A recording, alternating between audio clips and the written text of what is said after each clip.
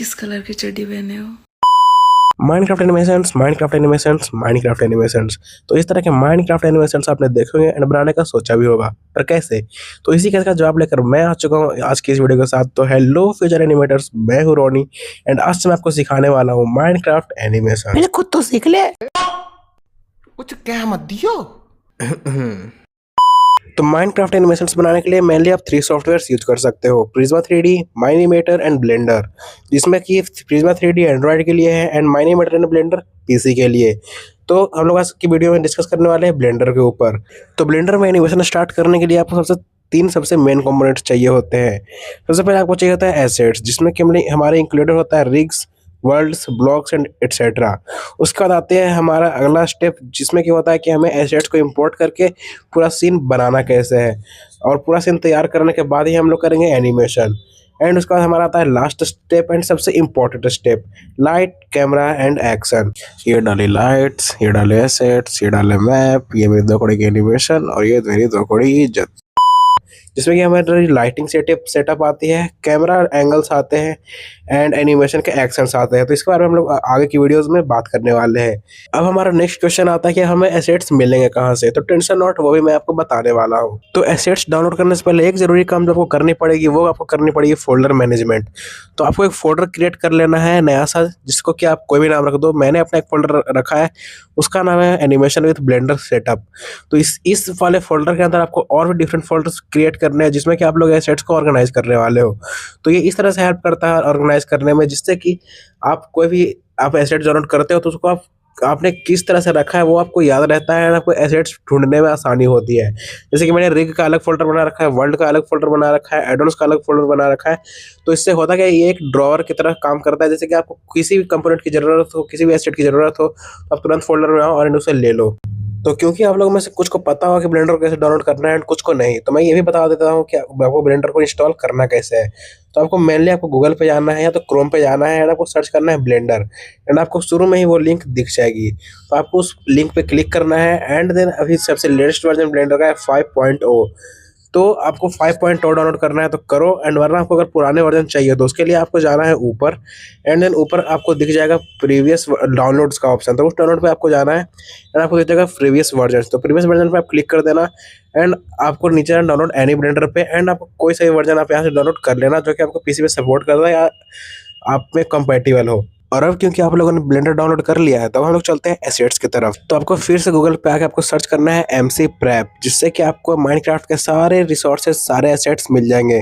आपको वहां से मॉब्स के रिग्स मिल जाएंगे, ब्लॉक्स मिल जाएंगे एंड विथ टेक्सचर मिल जाएंगे। तो भाई इसको डाउनलोड करना है MC Prep एड-ऑन, जो कि ब्लेंडर के लिए है। एंड इसको इंस्टॉल कैसे करना है ब्लेंडर के अंदर, वो भी मैं आपको बता दूंगा। एंड अगर आपको ये ना मिले तो भाई लिंक मैं आपको डिस्क्रिप्शन में दे दूंगा। तो भाई मॉब्स एंड ब्लॉक्स का इंतजाम तो हमने कर लिया, अब हमारी बारी आती है माइनक्राफ्ट के वर्ल्ड की। तो उसके लिए आपको गूगल पे जाके सर्च करना है माइनवेज। तो आपके सामने ये पूरा ओपन हो जाएगा एंड आपको क्लिक करना है माइनवेज के ऊपर, जो कि सबसे आपको फर्स्ट में ही रिजल्ट दिख जाएगा। इसको आपको यहाँ से डाउनलोड कर लेना है, Mineways for Windows. And then download करने के बाद इसको यूज कैसे करना है वो मैं आपको आगे बताऊंगा, टेंशन नॉट। एंड अगर आपको ये ना मिले तो टेंशन नॉट, उसके लिए भी तो आपको मैं लिंक इसका डिस्क्रिप्शन में दे दूंगा। तो अब हमारी बारी आती है रिग की। तो भाई रिग के लिए आपको करना कुछ नहीं, आपको जाना है ब्लेंडर में एंड शुरू करना है बनाना एक खुद का रिग। हट, जो चीज पहले से बनी हो उसे दोबारा क्यों ही बनाना। तो अब रिग के लिए आपको दोबारा से आ जाना है गूगल पे एंड सर्च करना है थॉमस रिग। तो भाई थॉमस रिग लेजेसी यहाँ पर एक पेज खुल जाएगा। एंड देन ये भी एक ब्लेंडर का एड ऑन है, जैसा कि MC Prep है। तो आपको यूज कैसे करना है वो मैं आपको बता दूंगा। एंड साइड में जो गेट एड ऑन का बटन है, इसको क्लिक करके आपको डाउनलोड कर लेना। एंड देन इंस्टॉल कैसे करना, यूज कैसे करना मैं आपको बता दूंगा। एंड देन इसके अल्टरनेट एक और रिग है, वो है BPS रिग, जो कि भाई जो भी बहुत ही ज़्यादा अच्छा है, जो कि ब्लैक प्लाज्मा स्टूडियो का ऑफिशियल रिग है। तो आप उसको भी यूज़ कर सकते हो। अगर आप बिगिनर हो तो आप उसको ही यूज़ करो भाई, वो काफ़ी अच्छा रिग है। थॉमस रिग भी अच्छा है, ये भी अच्छा है। थॉमस रिग मैं पर्सनल यूज़ करता हूँ एंड VPS मैं आपको सजेस्ट करूँगा कि आप लोग यूज़ करो, वो काफ़ी अच्छा रिग है। एंड एक और चीज़ जो मैं आपको बताना भूल गया, वो जो MC Prep जो मैंने बताया था, तो उसमें हो सकता है कि कुछ चीज़ें आपको अपने पसंद के अनुसार ना मिले या उसमें कुछ चीज़ें ना मिले, तो आप उसके लिए ये डाउनलोड कर सकते हो। तो ये है साइकिल्स रिग। तो इसमें आपको सारे के सारी चीज़ें रिग्ड मिल जाएगी, टेस्ट वगैरह रिग्ड मिल जाएंगे एंड सारी चीज़ें मिल जाएगी, मॉब्स, ब्लॉक्स, आइटम्स, आर्मर, आपको इसमें सारी चीज़ें मिल जाएगी। तो इसका भी लिंक मैं आपको डिस्क्रिप्शन में दे दूंगा। तो अब सारे एसेट्स डाउनलोड करने के बाद हमारा काम आता है फाइल मैनेजर का, जिसमें कि हम लोग फोल्डर को मैनेज करने वाले हैं। तो आपको अपने फाइल मैनेजर में जाके अपने जहाँ पे फोल्डर बनाए थे उसमें आपको सारी चीज़ों को सेपरेट कर देना है। जैसे कि मैंने एडोन्स वाले में एमसी प्रेप एंड माइनवेज को रखा है, माइनक्राफ्ट वर्ल्ड में मैं जो माइनवेज से निकालूंगा उसको डालूंगा एंड देन यही मतलब कि पूरा फोल्डर आपका मैनेज कर लेना है अपने हिसाब से, जिससे कि आपको अपना फोल्डर ढूंढने में आसानी हो। एक बार अपने हिसाब से फोल्डर को मैनेज करने के बाद आपको चलना है ब्लेंडर की तरफ। तो ब्लेंडर चालू होते ही आपको कैसा इंटरफेस दिख जाएगा, जिसमें कि साइड में आपके आएंगे रिसेंट फाइल्स। तो रिसेंट फाइल्स वो फाइल्स है जिसमें कि आप लोग पहले काम कर रहे हो। तो भाई मेरे 2 प्रोजेक्ट है ऑनगोइंग वीडियोस, तो उसमें मैं काम कर रहा था, तो वो है। एंड इधर जनरल पे आपको क्लिक करना है एंड जनरल पे क्लिक करते ही आपको ये सारा दिख जाएगा। ये डिफॉल्ट है, इसका आपको आप डिलीट कर देना, ठीक है। तो ये सब डिलीट करने के बाद आपको करना क्या कि अब इसको मैं ऐड ऑन कैसे डालना है वो मैं आपको बताता हूँ। तो ऊपर देखो टॉप लेफ्ट में फाइल दिख रहा है आपको, टॉप लेफ्ट में, तो उसके साइड में एडिट है, उस पर आप क्लिक करो, रेफरेंस पे क्लिक करो, ऐड ऑन्स पे क्लिक करो एंड देन ऊपर एक आइकन होगा छोटा सा, उस पर क्लिक करो, देन इंस्टॉल फ्रॉम डिस्क करो एंड जो जिप फाइल आपने डाउनलोड करी ऐड ऑन की उसको आप सिलेक्ट करो बस, एंड देन बस इंस्टॉल फ्रॉम डिस्क कर दो। तो देखो भाई मेरा पहले से इंस्टॉल है एमसी प्रेप, तो मुझे दोबारा करने की ज़रूरत नहीं है। एंड एन पे क्लिक करो तो इधर आपको एमसी प्रेप दिख जाएगा, ठीक है, इस पैनल में। एंड इसी से आपका सारे काम होने वाले हैं। तो भाई आप लेफ्ट साइड के नीचे देख सकते हो कि मेरी जो कीज जो मैं क्लिक कर रहा हूँ वो स्क्रीन कास्ट हो रही है। तो मुझे बार बार बताने की जरूरत नहीं पड़ेगी कि आखिर मैं क्या क्लिक कर रहा हूँ एंड क्या क्या हो रहा है। आप वहाँ पे आराम से देख लेना, आपको दिख जाएगी आखिर कौन कौन से कीज से मैं क्या काम कर रहा हूँ, ठीक है। अब देखो भाई हम लोगों ने एमसी प्रेप डाल दिया है एंड इसको यूज कैसे करना है मैं आपको दिखाता हूँ। तो एमसी प्रेप है, यहाँ पे आपको बहुत सारे ऑप्शंस मिल जाएंगे। सबसे इंपॉर्टेंट है भाई नीचे स्पॉनर्स देख रहे हो, स्पॉनर। तो स्पॉनर में मॉब स्पॉनर है, ब्लॉक स्पॉनर है, आइटम स्पॉनर, यही सब है। तो आप एक बार मॉब स्पॉनर या किसी पे क्लिक करो एंड रिलोड एसेट्स पे क्लिक कर दो, ठीक है। तो रिलोड एसेट्स पे क्लिक करने में आपके सारी लिस्ट वापस से आ जाएगी। तो मैंने एसेट्स को रिलोड करा एंड देखो भाई जितने मॉब्स थे सारे के सारे आ गए हैं। मैं आपको एक फ्रॉग को मतलब कि स्पॉनर के दिखाता हूँ कि आखिर कैसा काम करता है। तो ये जो है ना पूरा रिग्ड रहता है, ठीक है। तो मैंने देखो भाई फ्रॉग को यहाँ पे कर दिया है स्पॉन एंड देखो भाई आप सोच रहे हो कि ये कितना टेक्सचर इसका ऐसा किया था। आपको ऊपर में ये जो मैं कर रहा हूँ उसको वैसे करना है एंड टेक्सचर आ जाएगा, ठीक है। तो ये देखो भाई ये है अभी ऑब्जेक्ट मोड में, तो आप इसको अभी एनिमेट नहीं कर सकते। तो आप इसके जो रिग है मतलब जो बोन है मतलब कि इस पे आप फ्रेम पे क्लिक करो एंड कंट्रोल टैब दबा दो, तो आप आ जाओगे पोज मोड में, ठीक है। तो आप पोज मोड में आके कहाँ से भी आप इसको मूव करो, कोई प्रॉब्लम नहीं है। अब देखो भाई अब आप इसको आराम से एनिमेट कर सकते हो पोज मोड में आके। तो जितने भी हमारी एनिमेशन होगी वो सारी पोज मोड में ही होगी, ऑब्जेक्ट मोड में आप एनिमेट नहीं कर सकते, ठीक है, समझे। तो ये तो हो गई एक एग्जांपल। अब जिस तरह से एमसी प्रेप एड ऑन डाला था उसी तरह से थॉमस रिग एड ऑन डाल देना है। तो डालने के बाद आपको होगा क्या कि जब आप ऐड पे क्लिक करोगे तो एमसी प्रेप के नीचे आपको दिख जाएगा थॉमस रिग लेजेसी। तो आप उस पर क्लिक करना है एंड देखो भाई यहाँ पे आपका कैरेक्टर आ जाएगा। तो आप देखो आप सोच रहे हो कि भाई यहाँ दो हेड है, मतलब इसका करना क्या, स्किन कैसे चेंज करना है वगैरह। तो आप देखोगे भाई ये पोज मोड में पहले से हो जाएगा, ठीक है, जब आप इसको इम्पोर्ट करोगे। तो आपको ऑब्जेक्ट मोड में जाना है एंड देन आपको क्या करना है कि ये जो एक्स्ट्रा जो हेड है उसको आप डिलीट कर देना आप अपने स्किन के हिसाब से, ठीक है। तो आप इसको सिर्फ पोज मोड में ही मूव करना, ऑब्जेक्ट मोड में मूव करने में पूरा रिग ही बिगड़ जाएगा, समझे। तो भाई आपको एक्स्ट्रा हेड डिलीट कर देना है। अगर आपकी स्किन वैसी है आपको ज़रूरत नहीं है तो अब बताता हूँ स्किन को चेंज कैसे करना है। तो आपको इधर एक अलग से एक और टैब खोल लेनी है, इमेज एडिटर पे जाना है एंड देन इस आइकन पे क्लिक करना है। देन आपको स्टीव सर्च करना पड़ेगा अगर ज़्यादा फाइल हो रखे। तो स्टीव भाई देखो ये स्किन है मेरा, तो आप इमेज पे क्लिक करो देन रिप्लेस पे क्लिक करो, ठीक है। रिप्लेस पे क्लिक करने के बाद आपको जहाँ पर आपने अपने स्किन सेव कर रखी है तो वहाँ पर जाओ एंड अपने स्किन चेंज कर दो। देखो भाई फोल्डर मैनेज करने की यही एक फ़ायदा है कि भाई तुरंत से तुरंत मिल जाता है। देखो भाई मेरी एलेक्स की स्किन यहाँ पे आ चुकी है। आप सोच रहे हो कि भाई ये स्किन ऐसी क्यों है, ये ग्लिच क्यों है भाई। तो आप देखो भाई मटेरियल प्रीव्यू वाले ऑप्शन में जाओ, मटेरियल प्रीव्यू में, तो अब ये सही हो जाएगी, ठीक है। तो भाई देखो अभी तक हम लोग थे व्यू पोर्ट मोड में एंड ये हमारा आ चुका है मटेरियल प्रीव्यू मोड, ठीक है। तो इसमें आपको सारी चीज़ें ओरिजिनल दिख जाएगी एंड उसके बाद आता है हमारा रेंडर मोड। इसमें आपको वही दिखेगा जो आपको रेंडर होने वाली है। तो ये बिल्कुल ओरिजिनल दिख रहा है आपको, क्योंकि भाई हमने देखो कुछ करा नहीं है ना, लाइटिंग सेटअप करिए तो वो काला दिख रहा था, ठीक है। तो उतना कुछ प्रॉब्लम है नहीं, हम लोग लाइटिंग सेटअप करेंगे तो वो ब्लैक नहीं होगा, वो आपकी लाइट आ जाएगी। तो अब देखो वो जो एक्स्ट्रा हेड था ऊपर में उसको मैंने डिलीट कर दिया क्योंकि हमें ज़रूरत नहीं है। रिग को कैसे इंपोर्ट करना है वो तो मैंने आपको बता दिया। अब मैं आपको बताता हूँ कि आखिर माइनवेज का यूज़ क्या है। तो आपने जहाँ पे माइनवेज का फोल्डर रखा होगा आप वहाँ पे जाओ। मैंने अपने एडोन्स में रखा है तो मैं वहाँ गया, माइनवेज पे क्लिक करा, उसको एक्सट्रैक्ट करना होगा आपको पहले। उस पर क्लिक करा एंड अंदर दो फाइल्स आएगी माइनवेज की EXE, एक 32 बिट एंड एक विंडोज़ के लिए। तो अगर पुराना डेस्कटॉप है तो भाई आपको 32 बिट यूज़ करना है, अगर 64 बिट वाला है तो आपको ये यूज करना है जो मैं यूज कर रहा हूँ। तो आप माइनवेज को डबल क्लिक कर देना तो ये ऑन हो जाएगा, ठीक है। साइड में एक पैनल आ जाएगा ऐसा छोटा सा, तो आप उसमें फाइल्स पे क्लिक करना एंड देन ओपन पे जब आप क्लिक करोगे ओपन वर्ल्ड तो पूरी लिस्ट आपकी खुल जाएगी साइड में, ठीक है। जितने भी आपके जावा के वर्ल्ड्स है वो सारे इधर साइड में शो हो जाएंगे। तो आप अपना जो सा भी वर्ड आपको इंपोर्ट कर रहा है उसको आप सिलेक्ट करो एंड देन वो इधर पूरा लोड हो जाएगा। तो अपने वर्ल्ड में जाके एक जितनी दूर आपको बनाना है उसको आप बॉर्डर एक बना देना किसी भी कलर्ड ब्लॉक से, ताकि आप उसको पहचान लो आराम से। तभी देखो भाई ऊपर से मेरे को पूरा दिख रहा है एंड ऊपर से साइड में कैसा दिख रहा है नेदर टाइप। ये तो भाई साफ पता चल रहा है ऊपर से कि ये नेदर पोर्टल है, रूइंड पोर्टल। तो मैं इसको सिलेक्ट कैसे करता हूँ देखो, आपको राइट क्लिक करना है माउस का एंड देन उसको स्क्रॉल कर देना है जितनी भी एरिया आपको चाहिए एंड देन यस पे क्लिक कर दो।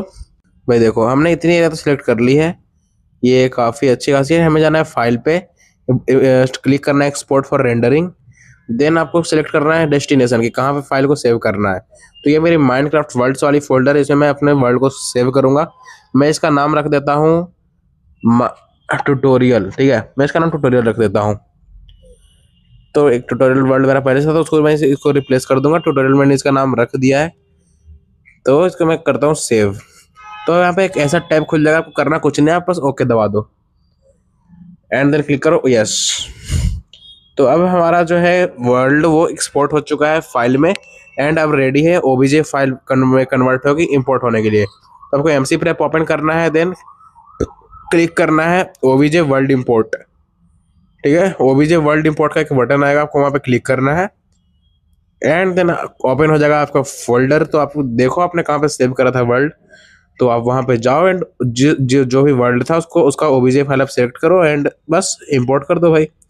ये मैंने कर दिया इंपोर्ट एंड अब देखो भाई इसके जो टेक्सचर है वो ब्लरी है, जैसे कि आप देख पा रहे होगे कि ये टेक्सचर ब्लरी है। तो आपको क्लिक करना है यहाँ पे प्रेप मटेरियल्स पे एंड देन आपको क्लिक करना है सिंपल पे भी कर सकते हो एंड सीओस पे भी। तो देखो आपको बस मटेरियल पे प्रेप मटेरियल पे क्लिक करके बस ओके दबा देना है। देखो भाई सारे के सारे जो टेक्सचर्स है वो HD हो गए, मतलब कि अच्छे क्वालिटी का हो गया, ब्लर अब हट चुका है।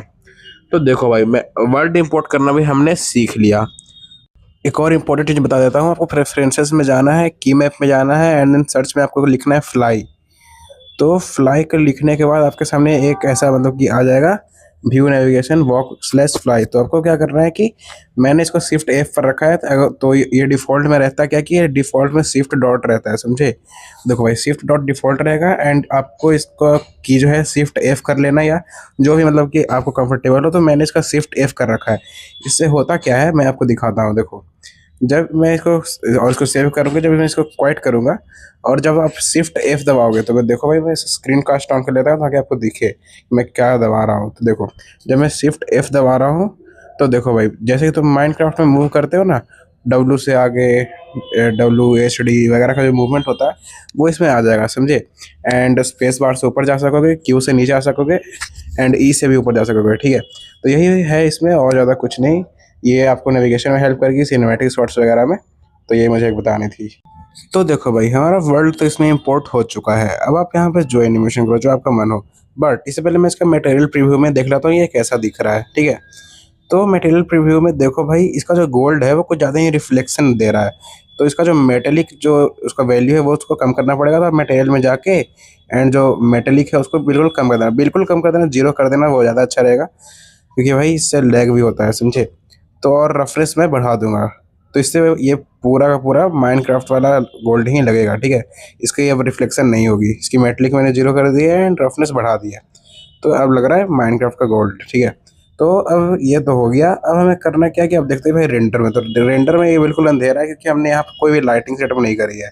तो आप N दबाना, MC प्रेप में क्रिएट MC स्काई का ऑप्शन आएगा, आप उसको क्लिक कर देना एंड ओके दबा देना। तो होगा क्या कि एक स्काई क्रिएट हो जाएगा, देखो क्लाउड्स आ गए हैं, स्काई आ गए हैं। तो देखो ये लाइटिंग भी ऐड हो चुकी है सन की वजह से। तो ये सन भाई हमारा है, बट ये मेन नहीं है भाई, हमें फिर भी अपनी लाइटिंग सेटअप करनी ही पड़ेगी। तो इस ये जो डे नाइट आप कर सकते हो यहाँ पर, ये टाइम ऑफ डे का यहाँ वैल्यू इंक्रीज डिक्रीज करके। और भाई रेंडर के भी कुछ इंजन होते हैं, तो अभी तो हम ईवी यूज कर रहे थे जो कि सबसे बेस्ट रहता है रियल टाइम रेंडरिंग के लिए। एंड ये जो साइकिल्स है भाई, इसके लिए आपके कंप्यूटर में दम होना चाहिए। ईवी देखो भाई ऐसा दिख रहा है, जब मैं इसको साइकिल में जाऊंगा, देखो भाई, एंड इसको आप जीपीयू कंप्यूट कर देना, तो वो थोड़ा सा फास्ट हो जाता है, समझे। ये सीपीयू पे मत ही रखना। एंड देखो भाई ईवी जो है कितना फास्ट है। एंड जब साइकिल्स होता है तो आप देख सकते हैं कि यहाँ पूरा नॉइज आ जाता है, पूरा ब्लर हो जाता है। देख रहे हो फर्क, देख रहे हो फर्क तो यहाँ पर साफ है। तो अगर आपका पीसी बिल्कुल ही तगड़ा है ना भाई, तभी आप यूज करना साइकिल्स, वरना आप यूज करो ईवी। रियल टाइम रेंडरिंग के लिए I would suggest you to use Eevee. देखो पीछे फायर भी कितना मस्त लग रहा है, एंड पूरा सीन ही मस्त लग रहा है। तो अब इस सीन में कमी है लाइटिंग की, तो अब हम लोग इसमें सेट करेंगे लाइटिंग। तो आपको शिफ्ट ए दबाना है, देन आपको लाइट दिख जाएगा, एंड इसमें काफी सारे लाइट दे देंगे, चार चार।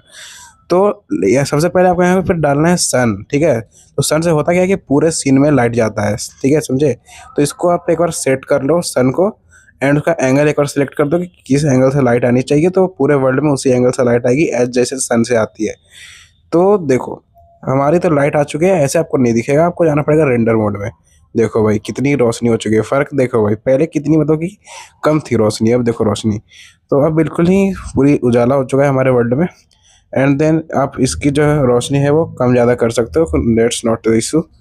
तो देखो भाई लाइट भी चार तरह के पॉइंट है, सन है, एरिया स्पॉट है, एंड एरिया है। तो मतलब इन्हें भी यूज करने के कुछ तरीके हैं, ऐसा नहीं कि कभी भी कोई सा भी यूज कर दिया। ना ना ना, एनिमेशन के लिए बस एक लाइट काफ़ी नहीं है।